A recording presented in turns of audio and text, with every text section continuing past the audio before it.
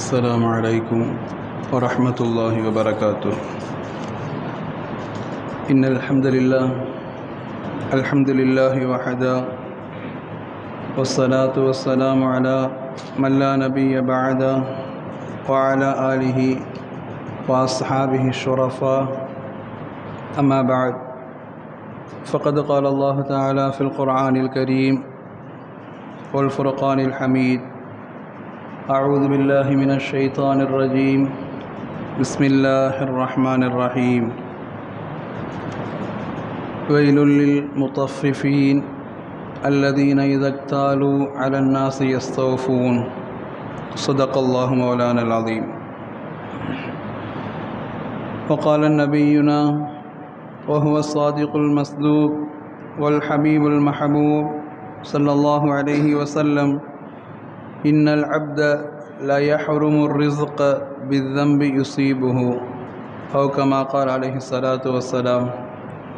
اللهم صل على أفضل صلاة على أسعد مخلوقاتك سيدنا محمد وآله وصحبه عدد ما ذكره الذاكرون وغفل عن ذكره الغافلون، وصدق رسوله النبي الكريم، ونحن على ذلك من الشاهدين والشاكرين، والحمد لله رب العالمين. புகழ் அனைத்தும் அல்லாஹ் ஜல்ல சுப்ஹானஹு வ தஆலா ஒருவனுக்கே உரித்தாகட்டுமாக. சலாத்தும் சலாமும் அருமை நாயகம் முஹம்மதுர் ரசூலுல்லாஹ் ஸல்லல்லாஹு அலைஹி வஸல்லம் அன்னவர்கள் மீதும், அன்னவர்கள் வாழ்வை அணுகும் பிசகாமல் பின்பற்றி வாழ்ந்த சத்திய சஹாபாக்கள், தாபிஈன்கள், தபா தாபிஈன்கள், ஷுஹதாக்கள், அக்தாபுகள், நாதாக்கள், வலிமார்கள், நல்லோர்கள், குறிப்பாக உலக முஸ்லிம் சமுதாய மக்கள் அனைவர்கள் மீதும், இந்த ஜும்மாவுடைய நன்னேரத்தில் ஒன்று குழுமி இருக்கிற நம் அனைவர்கள் மீதும் அல்லாஹுடைய அன்பும் கருணையும் என்றென்றும் உண்டாகட்டுமாக. ஆமீன். சங்கைக்குரிய அல்லாஹ்வுடையார்களே, இன்றைக்கி உலகமும் சரி, அது வாழ்ந்து கொண்டிருக்கிற எல்லா மக்களும் இன்றைக்கி ஒரு விழிப்புணர்வோடு வாழ்ந்து கொண்டிருக்கிற ஒரு காலங்கள். ஏன்னா உலகத்தில் கொஞ்சம் ஏமாந்திருந்தால் நம்மளை பெருசாக ஏமாற்றிடுவாங்க. அப்படிங்கிறதுனால ஒவ்வொரு விஷயத்தையும் நாம் யோசித்து இதில் என்னென்ன பிரச்சனை வருமா, இதில் ஒவ்வொரு இடைஞ்சல் வருமானு யோசிக்கக்கூடிய ஒரு சூழலில் இருக்கிறோம். அது மாதிரி அல்லாஹ் ரப்புல் ஆலமீன் ஈமான் சொன்ன அனைத்து மக்களுக்கும் இந்த உலகத்தை விட்டு அல்லாஹ் சொல்லுவான் அல்லவா, மறுமையுடைய வாழ்க்கை தான் உங்களுக்கு இறுதியானது, அதுதான் அழிவில்லாத நிரந்தரமானது. அந்த வாழ்க்கைக்கு வருகிற பொழுது நீங்கள் ஏமாந்து விடக்கூடாது என்றால் உலகத்தில் நீங்கள் விழிப்புணர்வோடு இருக்க வேண்டிய இடங்கள் அவைகள், குறிப்பாக பாவங்கள் குறித்து நீங்கள் விழிப்புணர்வோடு இருக்க வேண்டும் என்பதை அல்லாஹும் ரசூலும் நிறைய இடத்தை உணர்த்துவாங்க. பாவங்கள் குறித்து நீங்கள் விழிப்புணர்வோடு இருங்க. எனக்கு நம்மள்ட்ட எல்லா வகையிலும் விழிப்புணர்வு இருக்குது, ஆனால் பாவங்கள் குறித்து இதெல்லாமா பெரிய விஷயம், இதெல்லாம் யாருமே செய்யாததா? ஏன்னா நாம் பாவம் செய்வதற்கு முன்னாடி நமக்கு முன்னாடி 10 பேர் செய்கிறானே, அப்போ 11வது நம்ம செஞ்ச தப்பு இல்லை தானே, இப்படிங்கிற எண்ணம் வர்றதுனால பாவத்தை பற்றி உண்டான சிந்தனைக்கும் நம்ம போகிறதில்லை. பாவத்தை பெரிதாக எடுத்துக்கொண்டு இன்றைக்கி ஒதுங்கணும் அப்படிங்கிற சிந்தனைக்கும் நம்ம வர்றதில்லை. ஆனால் எச்சரிக்கைக்குண்டான விஷயத்தை ரசூலுல்லாஹ் சொன்னாங்க. ஒரு அடியானுடைய வாழ்க்கையில் திடீரென்று அவனுக்கு கிடைத்த பரக்கத் குறைந்து கொண்டு போகிறது, அல்லது திடீரென்று வாழ்வில் அவனுக்கு நோய் நோக்காடுகள் ஏற்படுகிறது, திடீரென்று அவனுக்கு உண்டான சோதனைகள் ஏற்படுகிறது. அவன் யோசிக்க வேண்டிய முதல் விஷயம் என்னங்கிறதுக்கு ரசூலுல்லாஹ் சொன்னாங்க, இன்னல் அப்த, ஒரு அடியான் அந்த மாதிரி தனக்கு திடீரென்று சோதனை வருகிற பொழுது லயஹருமுர் ரிஸ்க, அவனுக்குண்டான வாழ்வினுடைய அபிவிருத்தியை அல்லாஹ் திடீரென்று தடை செய்கிற பொழுது அவன் யோசிக்கணும், பித்தம்பி யுசீபுஹு, எந்த பாவத்தினால இந்த சோதனைக்கு வந்தோன்னு யோசிக்கணுங்கிறாங்க ரசூலுல்லாஹ். நமக்கு இன்றைக்கி நம்ம அதை யோசிக்கிறது இல்லை. நாம் என்ன செய்கிறோம், நம்மகிட்ட என்ன பாவம் இருக்குது அப்படிங்கிறத, பாவத்தை பற்றி உண்டான விழிப்புணர்வு நம்மகிட்ட குறைந்து போகிற இடத்துல எல்லா விஷயத்தையும் விழிப்புணர்வு இருக்குது. கல்வி குறித்து அல்ஹம்துலில்லாஹ் சமூகம் விழிப்புணர்வு ஏற்படுகிறது, பொருளாதாரம் குறித்து நம்மிடம் விழிப்புணர்வு இருக்கிறது, ஒரு நோய் குறித்து நம்மிடம் விழிப்புணர்வு இருக்கிறது. இதெல்லாம் கடந்து அல்லாஹுடைய கதிர் என்பது இருக்குது, இல்லைங்கிறது இல்லை. ஆனால் அதே அளவிற்கு நம்முடைய மார்க்கம் கற்றுத்தந்திருக்கிற ஆகுமாகாது என்கிற தடை செய்திருக்கிற பாவங்கள் குறித்து சமுதாய விழிப்பு இருக்குதான்னா விழிப்புணர்வு இல்லை அப்படிங்கிறது தான் 100% மக்களுடைய பதில். அதுதான். ஏதாவது ஒன்று செய்யணுன்னா கூட இது செய்யலாமா, இதில் சரி இருக்குதா தவறு இருக்குதா அப்படின்னு கேட்டுட்டு செய்கிற மக்கள் ரொம்ப குறைவு தான். செஞ்சு முடிஞ்சதுக்கு பின்னாடி தான் எனக்கு திடீர்னு ஒரு சந்தேகம் வந்துச்சு, இது தப்பாக இருக்குமோ, இது நான் செஞ்சது சரிதானா அப்படிங்கிற மாதிரி செய்து முடித்ததற்கு பிறகு யோசிக்கிற நம்முடைய சிந்தனைகள் அந்த செயலை செய்கிற பொழுது நம்மிடம் இல்லாமல் போகிறது. அல்லாஹ் ரப்புல் ஆலமீனும் அண்ணலும் பெருமானாரும் இது குறித்து நமக்கு எச்சரிக்கை செய்கிறார்கள். ஏன்னா மறுமையில் போய் நின்று ஒரு மனிதன் கையில் பட்டோலை பார்த்த உடனேயே அவன் ஆச்சரியப்பட்டு கேட்குற விஷயம் குர்ஆன் பேசுகிறது, மாலிஹாதல் கிதாப், இது என்ன பட்டோலை, லா யுகாதிர் சகீரத்தம் வலா கபீரா, சின்ன சின்ன விஷயத்தோட மைனூட்டாக நான் செஞ்ச கூட பதிவு பண்ணி வச்சிருக்குது, இதெல்லாமா இதில் இருக்கும் என்று அவன் ஆச்சரியப்பட்டு போய் கேட்பது. நன்மை தீமைகள் குறித்து அவன் ஆச்சரியப்படுறான். அல்லாஹ் அக்பர், இதெல்லாமா அல்லாஹ் பதிவு பண்ணி வச்சுருப்பான், இதெல்லாமா அல்லாட்ட இருக்கும், நான் இந்த நேரத்தில் இந்த செகண்டில் இந்த ஆடையோடு இந்த இடத்துல இந்த முக்கில் ரோட்டு முக்கில் நின்று இப்படி பார்த்தேன், இப்படி பேசினேன், இப்படி சிரித்தேன் அப்படிங்கிறது இல்லாமல் அல்லாஹ் பதிவு பண்ணியிருப்பான். அந்த மாதிரி பெரிய சிறிய பாவங்கள் குறித்து அல்லாஹ் பதிவு செய்திருப்பதை மனிதன் அவனுடைய அறிவினால் ஏற்றுக்கொள்ள முடியாமல் தடுமாறுகிறான் என்கிற வார்த்தையை குர்ஆன் வாயிலாய் அல்லாஹ் கற்றுத்தருகிற பொழுது நாம் விழிப்புணர்வோடு இருக்க வேண்டிய பாவங்கள் குறித்து மார்க்கம் மிக தெளிவாக எச்சரிக்கிறது. நபிகள் பெருமானா ஸல்லல்லாஹு அலைஹி வஸல்லம் சஹாபாக்கள் நன்மைகள் குறித்து எந்த அளவுக்கு ஆர்வமாக கேட்டாங்களோ அதே அளவிற்கு சில சஹாபாக்கள் பாவங்கள் குறித்து கேட்டுக்கிறாங்க. யா ரசூலல்லாஹ், பாவத்தை விட்டு உலகத்தில் வாழ்கிறது எப்படி, உலகத்தில் அல்லாஹ்வுக்கு பிரித்தமான அடியானாக வாழ்கிறது எப்படி, உலகத்தில் வாழ்ந்து கொண்டே சொர்க்கத்தை தேடுகிற அடியானாக வாழ்கிறது எப்படி, கற்றுத்தாருங்கள் என்று சில சஹாபாக்கள் கேட்டிருக்கிறாங்கன்னா பாவங்கள் குறித்தும் நமக்கு அவ்வப்போது உண்டான ஒரு சுய சிந்தனை இருக்க வேண்டும் என்பதை நமக்கு மார்க்கம் சொல்லித் தருகிறது. அல்லாஹ் அக்பர். இன்னைக்கு ரசூலுல்லாஹ் ஹதீஸுக்கு பின்னாடி எடுத்து பார்க்கிற பொழுது ரசூலுல்லாஹ் ஒரு வார்த்தையை சொன்னாங்க, குல்லு இப்னு ஆதம், உலகத்தில் ஆதமுடைய மண் எல்லோருக்குமே அசாப மினஸ்ஸினா, அவனுக்கு பாவத்தில் ஒரு பங்கு இருக்குது அப்படின்னு ரசூலுல்லாஹ் சொன்னாங்க. விபச்சாரத்தில் ஒரு பங்கு இருக்குதுன்னாங்க. உலகத்தில் எல்லாருமே பாவியாக இருக்கிறாங்களா, எல்லோரும் விபச்சாரர்களாக இருக்கிறாங்களா? ஆனால் ரசூலுல்லாஹ் சொன்னாங்க, குல்லு இப்னு ஆதம் அசாப மினஸ்ஸினா, அவனுக்கு விபச்சாரத்தில் ஒரு பங்கு இருக்குதுன்னாங்க. இந்த ஹதீஸை வைத்து யோசிக்கிற, இந்த ஹதீஸை வைத்து விளக்கம் சொல்லித் தருகிற ஹதீஸினுடைய விளக்க உரையாளர்கள் கற்றுத்தர்றாங்க, கை நமக்கு தெரிந்தவரை கையினால் செய்கிற பாவம் என்பதை நாம் என்ன நினைப்போம், ஒருத்தரை அடிக்கிறது, ஒருத்தரை கொலை செய்வது, திருடுவது, கொள்ளையடிக்கிறது, இந்த மாதிரி நினைக்கிற கையினால் பாவம் நினைக்கிறோம். அல்லாஹ் அக்பர். இந்த ஹதீஸிற்கு பின்னால் உறுப்புகளுடைய பாவங்கள் என்று எண்ணுகிற பொழுது கைகளுக்கு இத்தனை பாவங்கள் இருக்கிறது என்றாங்க. கைகளுக்கு இத்தனை பட்டியலில் பாவங்கள் இருக்குதுங்கிறாங்க. கால்கள் அதற்கு தனியாய் பாவங்கள் இருக்குதுங்கிறாங்க. கண்கள் அதற்கு தனியாய் பாவங்கள் இருக்கிறது. நம்முடைய உடல் உறுப்புகள் ஒவ்வொன்றிற்கும், ஏன் நாம் அன்றாடம் சமைத்து சாப்பிட்டு வயிற்றை நிரப்புகிற வயிறுக்கும் கூட பாவத்தில் பங்கு இருக்குது. அதுக்கு இத்தனை வகையான பாவம் இருக்குதுன்னு எழுதுகிறாங்கன்னா இன்றைக்கி நமக்கு அதை பற்றி உண்டான உணர்வுகள் நமக்கு இருக்குதா? அதை நாம் முடிந்த அளவிற்கு நாம் தொடர்ந்து இந்த பாவங்கள் குறித்து உண்டான ஒரு மாற்றங்கள் சமூகத்தில் தேவை. ஏன்னா பாவங்கள் குறித்து உண்டான விழிப்புணர்வுகள் இல்லாததினால்தான் சொல்லுவோம் இல்லையா, இதெல்லாம் எங்களுக்கு சொல்லித்தரவே இல்லை அப்படின்னு நாம் யோசித்து நிற்கிற இடத்தில் பாவங்கள் குறித்து ஒரு விழிப்புணர்வு உண்டாகிற பொழுது அது நம்மிடத்திலும் நம்முடைய குடும்பத்திடத்திலும் நம்முடைய சமூகத்திடத்திலும் அல்லாஹ்விடத்தில் ஒரு ஈமானிய மாற்றத்தை தர வேண்டும் என்கிற ஆதரவோடு இன்ஷா அல்லாஹ் பாவங்கள் குறித்து நாம் பார்க்கலாம். பாவத்தில் இந்த அளவுக்கு விழிப்புணர்வு தேவை என்பது குறித்து பார்க்கலாம். அல்லாஹ் அக்பர். கைகளுடைய பாவங்கள் எடுத்து எழுதுகிறார்கள். நமக்கெல்லாம் தெரிந்த அளவுக்கு கைகளை நாம் யோசிக்கிறோம். நான் சொன்ன மாதிரி கொலை செய்வது அது கைகளினால் நடைபெறக்கூடிய பாவங்கள், கொள்ளையடிப்பது, திருடுவது கைகளினால் நடைபெறக்கூடிய பாவங்கள், இதுதான் பொதுவாக நமக்கு தெரிஞ்சிருக்கிறது.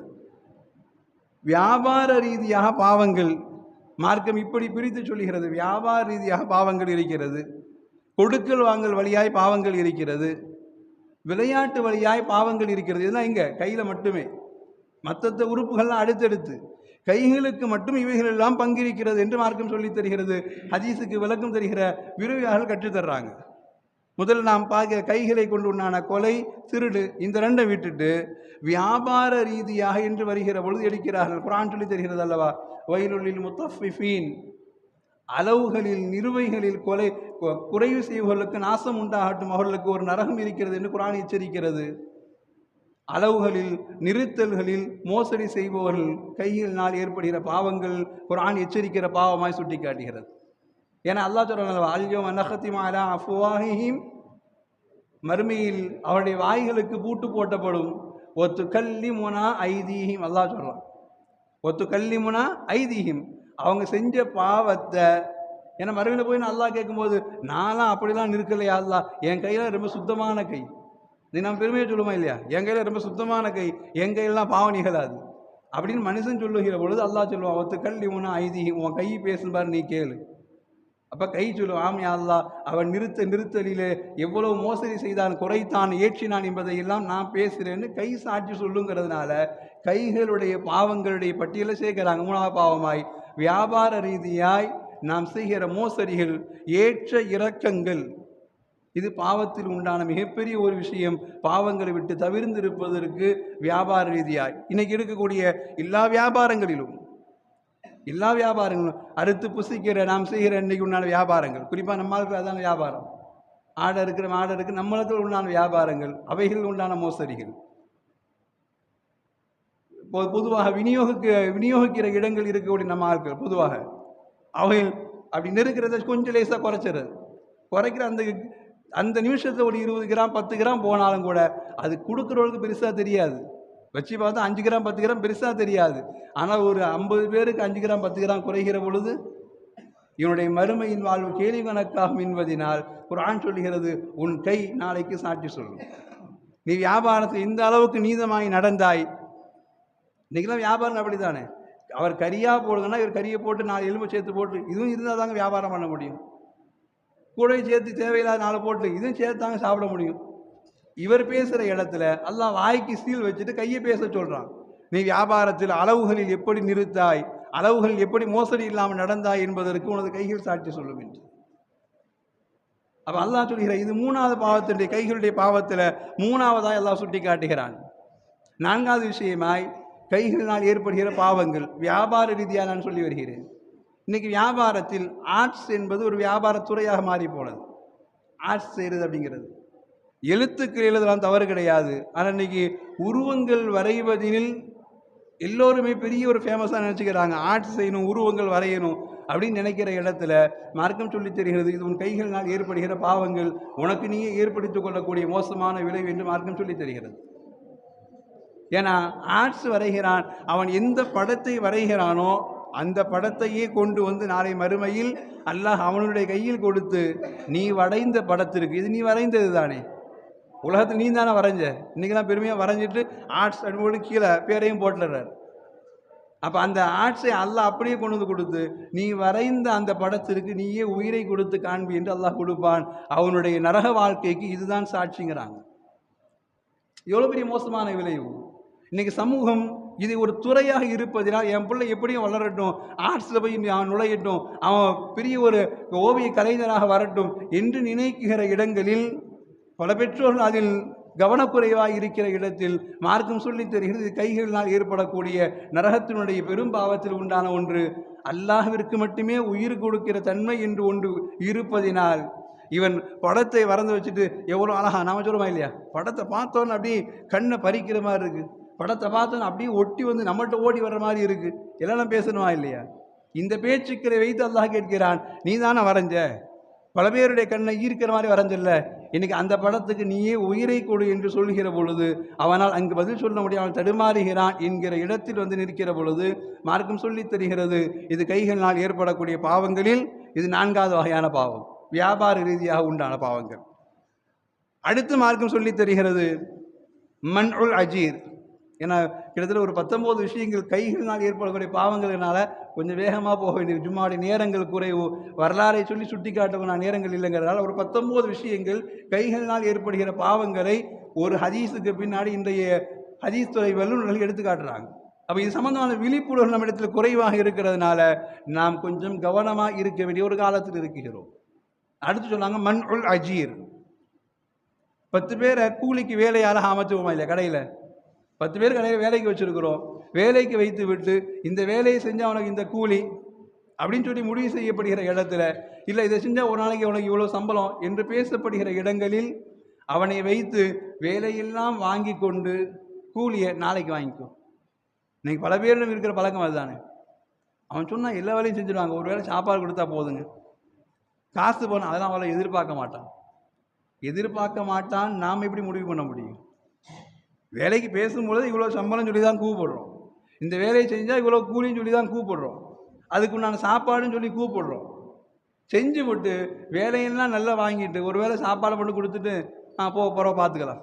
அவன் வெளியூக்காரன் வந்து ரொம்ப சகஜமாக போச்சு. நீ ஊருக்கு போ, உனக்கு பின்னாடியே ஜிபே பண்ணுறேன், ஃபோன்பே பண்ணுறேன்.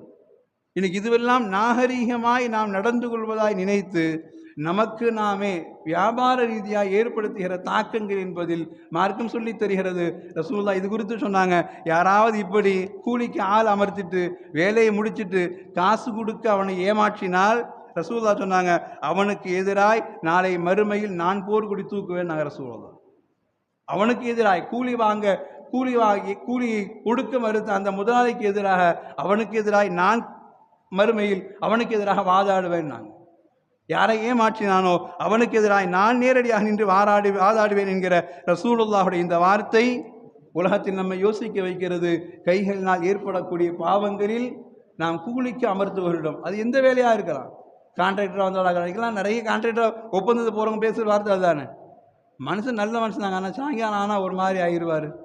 500 பேசிட்டு 100 கையில் கொடுத்து நாளைக்கு பார்த்துக்கலாம் பார், 200 பேசிட்டு டீயை குடிச்சில காசு சரியாக போச்சும்பார் என்றெல்லாம் சொல்லுகிற இடத்திற்கு மத்தியில் வியாபார ரீதியாய் மார்க்கம் சொல்லி தருகிற இந்த பாவம், மூன்றாவது பாவம், கூலிக்கு பேசி அமர்த்துபவர்களிடம் சரியாய் நடக்க வேண்டும் என்பதை இது கைகளினால் ஏற்படுகிற பாவங்களினால் இதன் மூலமாய் நீங்கள் நாளை மறுமையில் பாதிக்கப்படுவீங்க. ரசூலுல்லாஹ் சொன்னாங்க, ஃபஸ்தௌஃபா மின்ஹு வலம் யுஅதிஹி அஜ்ரா, யார் கூலி பேசிவிட்டு அந்த கூலியை முறையாய் நிறைவேற்றவில்லையோ அவனுக்கு எதிராய் நான் நாளை மறுமையில் அல்லாஹ்விடத்திலே நான் அவனுக்கு எதிராக நின்று பேசுவேன் என்ற ரசூலுல்லாஹுடைய வார்த்தையில் இது கைகளினால் ஏற்படுகிற பாவங்களாய் மார்க்கம் சுட்டி காட்டுகிறது. அடுத்து வியாபாரத்தில் இது இன்னைக்கு உண்டான லேட்டஸ்ட் புது வாரியாய் வந்திருக்கிறது. நாம் நிறைய அனுபவித்து கொண்டு இருக்கோம் அல்லவா. எப்படி நம்ம சமுதாயத்தில் ஒன்று இருப்பாங்க, நஹப் என்கிற ஒரு வகை. நஹப் இதெல்லாம் ரசூலுல்லாஹ் அன்னைக்கு சொல்லி கொடுக்குறாங்க. இது என்ன வகை அப்படின்னா, அஹதுல் மாலி ஜஹாரா, வெளிரங்கமாகவே மிரட்டி பைசா வாங்கிறது. வெளிரங்கமாகவே மிரட்டி இந்த வேலையை செஞ்சதுன்னா எனக்கு இதில் பங்கு வரணும். சொல்லப்போனால் ஒரு கட்ட பஞ்சாயத்து ரவுடிஸ் மாதிரி ரசூலுல்லாஹ் சொல்லி காட்டுறாங்க. இதுவெல்லாம் நரகத்திற்கு உண்டான பெரும் பாவங்கள், கைகளினால் ஏற்படுகிற பாவங்கள்.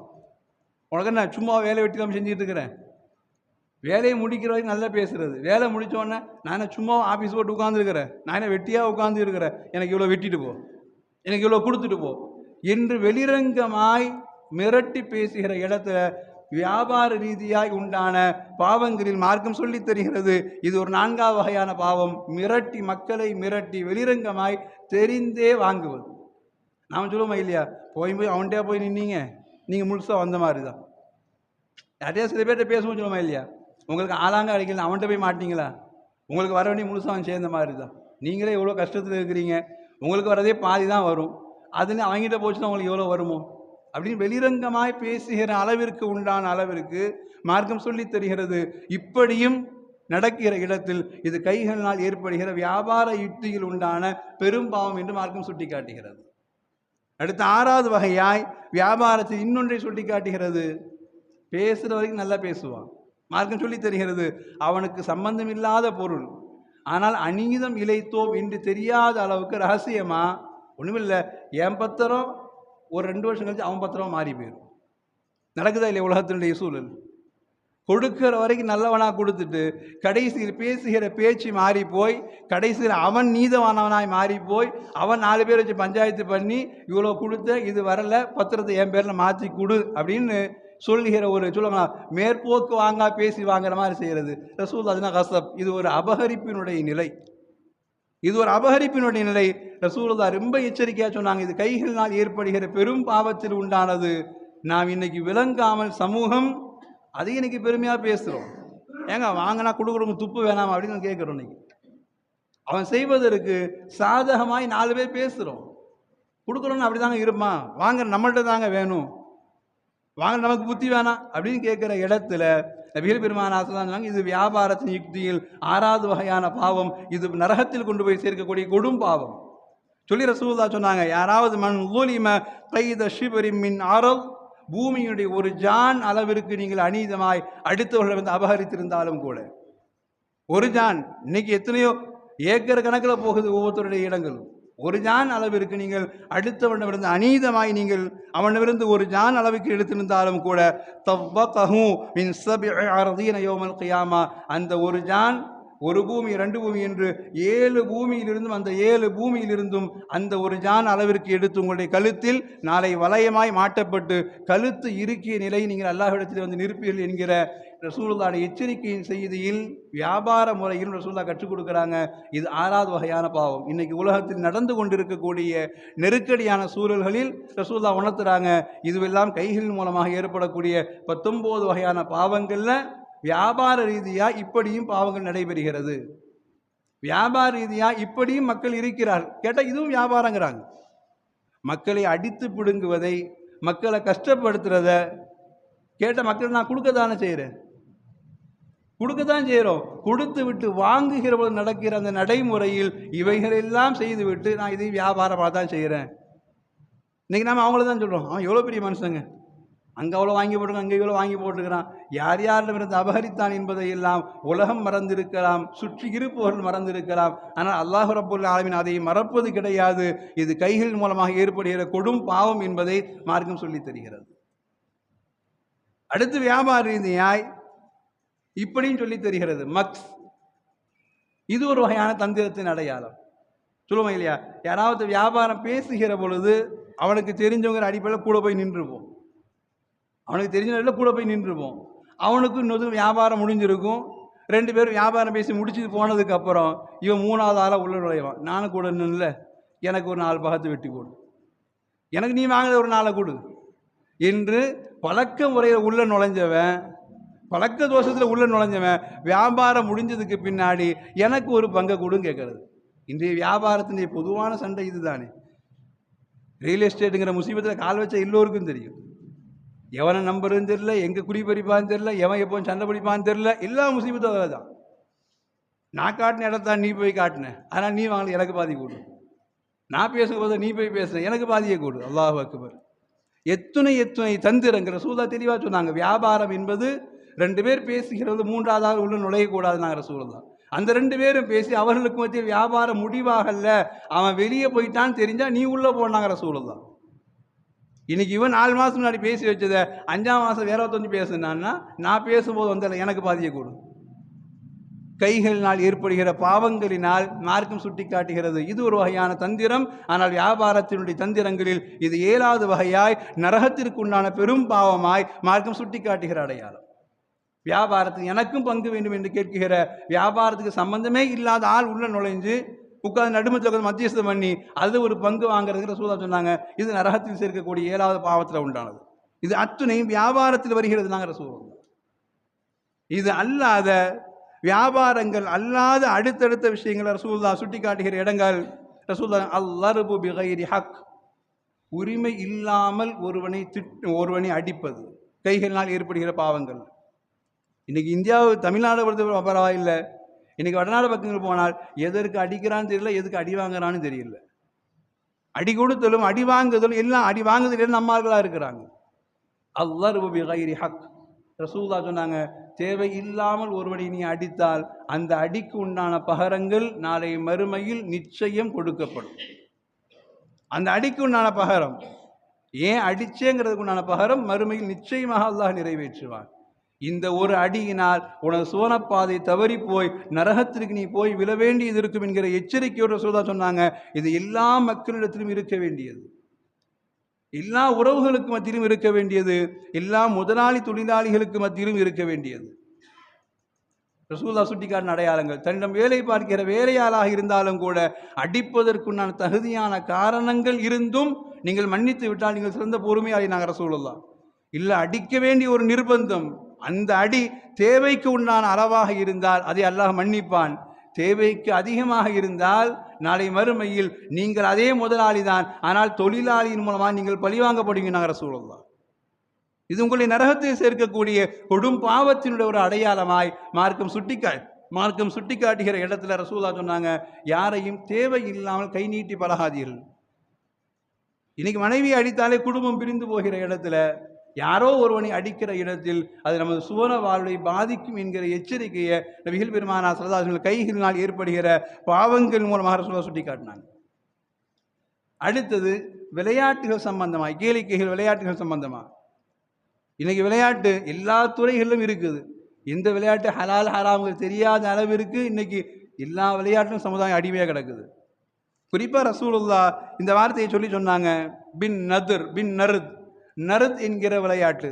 நம்ம ஊரில் தாய் கட்டு சொல்லுவோமா இல்லையா, அது மாதிரி அரபுகள்கிட்ட பகடை காய் என்கிற பகடை உருட்டு என்கிற விளையாட்டு உண்டு. இன்னைக்கு தாயம் கூடுமானா அது கூடாதான், பகடையிலிருந்து வந்தது தான். இன்னைக்கு அந்த பகடைன்னு அடிச்சு பாருங்க, அவன் கண்டுபிடிக்கிறான் இந்த ஆய்வு எங்கிருந்து வந்ததுன்னா சிந்து சமவெளியின் மூலமாக உள்ளே நுழைந்த, சிந்து சமவெளி மூலமாக ஹிந்துஸ்தானை ஆரம்பத்தில் உள்ளே நுழைந்தவர்கள் மூலமாக தான். அப்படின்னா அரபியல் மூலமாக இந்த விளையாட்டு வந்ததா. இங்கே தாயமாக மாறி போயிருக்குது, இங்கே செஸ்ஸாக மாறி போயிருக்குது, எல்லா விளையாட்டும் மாறி போயிருக்கிற இடத்துல நபிகள் பெருமானா ஸல்லல்லாஹு அலைஹி வஸல்லம் சொன்னாங்க, பகடை விளையாட்டு அது உள்ளத்திற்குள்ளே ஒரு வெறியை தரும். செஸ்ஸும் அது மாதிரி தானே. இன்னைக்கு செஸ்ஸு அறிவை வளர்க்குன்னு நம்மவா சொல்லிட்டு அலைகிறோம். ரசூலுல்லாஹ் அது நேரத்தை வீணெடுத்து முதல் அடையாளம். அதான் ரசூலுல்லாஹ் உங்களுடைய கைகளினால் விளையாட்டில் கூட நீங்கள் பாவத்தை போய் தொடாதீங்க நாங்கள் ரசூலுல்லாஹ். இன்னைக்கு அறிவை வளர்க்கும் நாம சொல்லிக்கிறோம். 4 மணி நேரம் சும்மாவே உட்காந்துருக்கிறான், கடைசி ஒரு காயம் தட்டி விட்டு போகிறான், இதுன்னு விளையாட்டு கேட்டால் அறிவு வளர்க்குதுங்கிறான். நேரம் வீண் விரயம் உங்களுடைய உள்ளத்திற்குள்ளே குரோதத்தை ஆழமாக வளர்க்கும் நாங்கள் ரசூலுல்லாஹ். விளையாட்டுனா மாறி மாறி நேருக்கு நேர் விளையாடணும். ஓட்டப்பந்தயம் விளையாடலாம், ஏதாவது செஞ்சு பார்க்கலாம், அம்பெறிந்து பார்க்கலாம், மார்க்கம் சொல்லி இருக்குது. உடலுக்கு ஆரோக்கியம், நேருக்கு நேர் விளையாடுற அந்த நேரத்தில் நீயும் விளையாடணும், அவனும் விளையாடணும். ஃபுட்பால் விளையாடுற மாதிரி 1/2 மணி நேரம் விளையாடுறாங்க, நேருக்கு நேர் விளையாடுறாங்க. இவன் 4 மணி நேரம் ஒரு காய்ச்சி நகத்தையே பார்த்துக்கிட்டே இருக்கிற இடத்துல, அறிவை வளர்க்குங்கிற இடத்துல உள்ளத்துக்குள்ளே குரோதத்தை வளர்க்கும் நாங்கள் ரசூலுல்லாஹ். அதனால் பகடைக்காய், தாயம், செஸ் போன்ற விளையாட்டுகள் மார்க்கத்தில் ஹராம்னாங்க. இன்னைக்கு சமூகம் என்னென்ன விளையாட்டுக்கெல்லாம் அடிமையே போயிருக்குது. அதை தாண்டி போய் ஆன்லைனில் உண்டான கேம், ஆன்லைனில் கொண்டு வர எல்லாமே நமக்கு அவனே அடிப்பகுதியில் கொடுக்குறான். உங்களுடைய பண விரயத்தை தவிர்த்து கொள்ளுங்கள், நேர விரயத்தை தவிர்த்து கொள்ளுங்கள், எல்லாம் பொடி கூட போட்டு முடிச்சிடறான். உள்ளே போய் பணத்தை இழந்ததுக்கு பிறகு வாழ்றதா இல்லையா, வாழ்க்கையை முடிக்கிறதா இல்லையாங்கிற ஒரு குழப்பத்தில் இருக்கிறவன்ட்ட கேட்டால் தான் தெரியும் ஆன்லைன் எவ்வளோ முசீபத்தான விளையாட்டுங்கிறது. ரம்மி விளையாடுற, அது விளையாடுற, என்னென்ன விளையாட்டுகள் இருக்கிறதோ அத்துணையிலும் மார்க்கம் சொல்லி தருகிற ஒரே அடையாளம், விளையாட்டின் மூலமாய் உன் ஆரோக்கியம் பாதுகாக்கப்பட வேண்டும். விளையாட்டை கொண்டு அறிவு கொள்றதுங்கிறது தான் சும்மா. விளையாட்டை கொண்டு அறிவுங்கிறது சும்மா. விளையாட்டை கொண்டு உன்னுடைய ஆரோக்கியம் பாதுகாக்கப்பட வேண்டும். ஒரே இடத்துல உட்கார்ந்துருந்தா ரத்தம் உறைஞ்சு போய் இருக்கும். விளையாடு, கை காலை ஆட்டு, ஓடு, நடை, எல்லாம் செய். உன்னுடைய ஆரோக்கியம் பாதுகாக்கப்படுவதற்குண்டான விளையாட்டு. குயிஸ் விளையாடுறோம், அது கேள்வி பதில் மாதிரி உண்டானது, அது அறிவுக்கு உண்டானது. இன்னைக்கு அதை விளையாட்டை சேர்க்க மாட்டேங்கிறாங்க. மார்க்கம் சொல்லி தெரியுது இவைகள் எல்லாம் ஹராம். செஸ் போன்ற பகடை போன்ற இன்னைக்கு அதில் தான் பிள்ளைகளை சாம்பியனாக உருவாக்கணும் துடிக்கிறாங்க இன்னைக்கெல்லாம். அது மார்க்கத்தினுடைய எல்லை கடந்து மீறிய உங்களின் கைகளின் மூலமாய் நீங்களே நரகத்தை தேடிக்கொள்கிறீர்கள் என்கிற விளையாட்டின் மூலமாய் நபிகள் பெருமானா ஸல்லல்லாஹு அலைஹி வஸல்லம் எச்சரிக்கை செய்திருந்திருக்கிற ஹராமினுடைய விஷயங்கள்ல இவைகள் உண்டு. இன்னைக்கு இது குறித்து உண்டான விழிப்புணர்வுகள் நம்முடைய சமுதாயத்தில் குறைந்து கொண்டே போகிறதுனால எதை படித்தா உலகத்தில் முன்னேறலாங்கிறத விட எதை கற்றுக்கிட்டா எப்படி முன்னேறலாங்கிறதுக்கு அது ஹராமா ஹலாலா என்று யோசிக்காத ஒரு சூழலில் உலகம் போய் நின்று கொண்டிருக்கிறது. ரசூலுல்லாஹ் அடுத்து கேளிக்கைகள் சொல்லி வருகிற ரசூலுல்லாஹ் சொன்னாங்க, இன்னைக்கு மியூசிக் அதில் அவ்வளோ ஆர்வங்கள், அது அல்லாத மார்க்கம் சொல்லி தருகிறது தஃப் மட்டுமே. ரசூலுல்லாஹ் இஸ்லாமிய அடிப்படையில் தஃப் அடித்தல் மட்டுமே மார்க்கத்தில் ஹலாலான ஒன்று. அது அல்லாத இன்னைக்கு என்னென்ன பேர் வைக்கிறானோ, புல்லாங்குழல் வாசிக்கிறதா, வீணையாகட்டும், வயலினாகட்டும், எல்லாமும் மார்க்கத்தில் ஹராமானது. ஆனால் இன்றைக்கி நம்ம பிள்ளைகளுக்கு ஓய்வு நேரத்தில் அல்ல லீவில் கற்றுக் கொடுக்கணும்னா மியூசிக் கிளாஸ் போ, பாட்டு கிளாஸ் போ, சொல்லிக் கொடுக்குறோமா இல்லையா? மார்க்கம் அதை ஹராம் என்கிறது.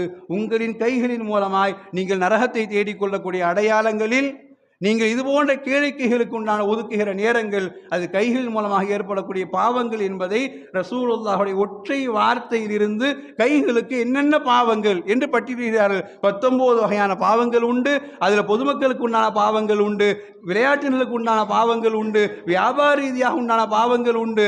எல்லாவற்றையும் சொல்லித் தருகிறார் நபிகள் பெருமானார் ஸல்லல்லாஹு அலைஹி வஸல்லம். ரசூலுல்லாஹ் சொல்லிக் கொடுக்குறாங்க. சின்ன பிள்ளைங்க நம்ம செஞ்சு விளையாடுவோமா இல்லையா? ஏதாவது ஒரு பூச்சை பிடிச்சா அதை உடனே பிச்சு போடுறது சின்ன பிள்ளை செஞ்சுருப்போம். ஒரு பூச்சை பார்த்தோன்னே மிதிக்கிறது, பூச்சை பார்த்தோன்னே அதை சாவடிக்கிறது. ரசூலுல்லாஹுடைய சஹாபாக்கள் ஒரு பிரயாணத்தில் போகிற பொழுது தூங்கி இருந்த ஒரு சஹாபி எறும்பு கடிச்சிச்சுங்கிறதுக்காக வேண்டி பக்கத்தில் இருந்த எறும்பு புத்தையை நெருப்பு வச்சு எரிச்சார். ரசூலுல்லாஹ் முழிச்ச உடனே கேட்டாங்க, யார் இந்த வேலையை செஞ்சது? நாங்கள் ரசூலுல்லாஹ். ஒரு சஹாபி யார் சொல்லலாம், நாங்கள் தான் தூங்கி இருந்தோம், இன்னைக்கு கடிச்சது, அதனால் ஒட்டுமொத்த புத்துக்கே நான் நெருப்பு வச்சுட்டேன்னார். ரசூலுல்லாஹ் ஒற்றை வார்த்தையை சொன்னாங்க, லா யுஅذிபு பின்னார் இல்லா ரப்பஹா. நெருப்பில் ஒருவனை அழிப்பது என்பது அது எந்த உயிரினமாக இருந்தாலும் நெருப்பில் அழிப்பது அல்லாஹ்விற்கு மட்டும்தான் நெருப்பில் அழிக்க அனுமதி உண்டு. அதனால்தான் நரகத்தை அல்லாஹ் மறுமையில் வைத்திருக்கிறான், உலகத்தில் காட்டல. நாங்கள் ரசூலுல்லாஹ் உலகத்தில் சமைக்க நெருப்பு வச்சிருக்கிறான். உலகத்தில் நெருப்பினால் சோதிக்கப்பட்ட இப்ராஹிம் அலைஹிஸ்ஸலாமிற்கு கூட நெருப்பை அல்லாஹ் யாரையும் பார்க்க விடல. அல்லாஹ் நெருப்பை அது தன் சக்திக்கு உட்பட்டதாய் அதை எவ்வளவு பவர் ஏற்றணும் அவ்வளோ ஏற்றி நரகம் என்று மனிதனுடைய கண்ணுக்கு தெரியாமல் மறுமையில் அல்லாஹ் வச்சிருக்கிறான்னா நெருப்பை கொண்டு அழிப்பதற்கு யாருக்கும் அனுமதி கிடையாதுன்னாங்க. இதை நாம் தெரிஞ்சிக்க வேண்டியது, புள்ளையை அதட்டுறதுக்காக நெருப்பில் சூடு போடுறேங்கிறது ஹராம். நீங்கள் நம்ம சொல்லுங்க, அவன் சொன்னால் கேட்க மாட்டாங்க, சூடு வச்சிடணுங்க. நெருப்பை கொண்டு வேதனை செய்வது அல்லாஹ்வை தவிர்த்து வேறு யாரும் கிடையாதுன்னாங்க.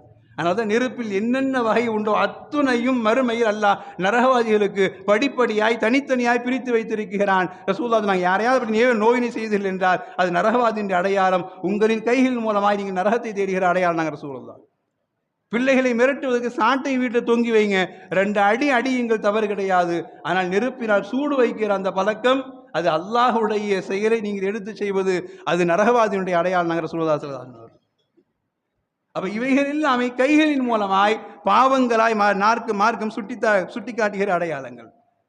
அடுத்த பொது மனிதர்களுக்கு சொல்லி காட்டினாங்க தற்கொலை.